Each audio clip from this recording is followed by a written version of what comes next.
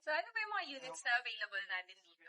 Bali, meron tayong 4 na unit dito. Meron 1 bedroom. Yung 1 bedroom natin, 28 square meter siya. Then, meron tayong 2 bedroom na ranging siya ng 40 to 42 square meter. Then, meron tayong dalawang types ng 3 bedroom. Meron tayong executive, tapos meron din tayong standard. Sa executive natin, ranging siya ng 70 to 71 square meter.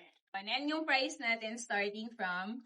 So, ranging tayo ngayon ng, nasa ano lang tayo, 125 per square meter, pinakamababang price na condo unit na nandito ka na sa loob. Yung price Start sa 3.6 million lang yan. Fully furnished.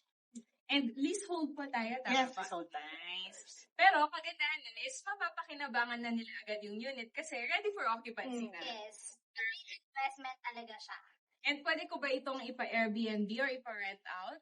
Actually, yun ang ginagawa ng mga unit owners na existing. Tuwing may event, halimbawa, nung last time may Enhypen concert, yung mga concert goers, pina-Airbnb talaga nila yung mga units. As an investor, ano sa palagay niyo yung reasons kung bakit ako dapat mag-invest dito? Ang question dun, bakit hindi ka mag-invest? Tama! Lagi kayo nagtatanong kung meron bang properties near New Clark City. Bakit hindi ito sa loob ng New Clark City? Kailan po ba nagsimula tong condo project natin na to? Bali, start the residences, yung condo natin dito sa New Clark City.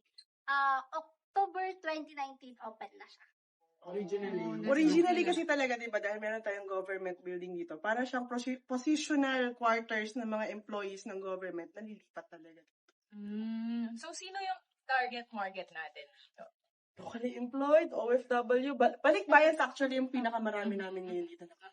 Mga balikbayans na naghahanap na ng yung accessible sa airport, ganyan. Siyempre may mga family pa sila abroad din talaga.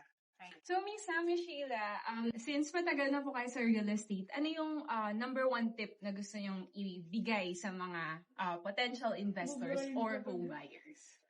Buy now. Huwag na mag-aantay. Yun. Ang papagantayin mo is yung binili mong property.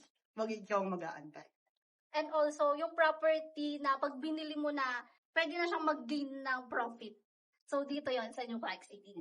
Oh, perfect! Ayan guys, so kapag interested kayo, leave a message lang below. We would love to assist you on site pag gusto nyong i-visit yung mga units natin dito. Thanks for watching! Thank you!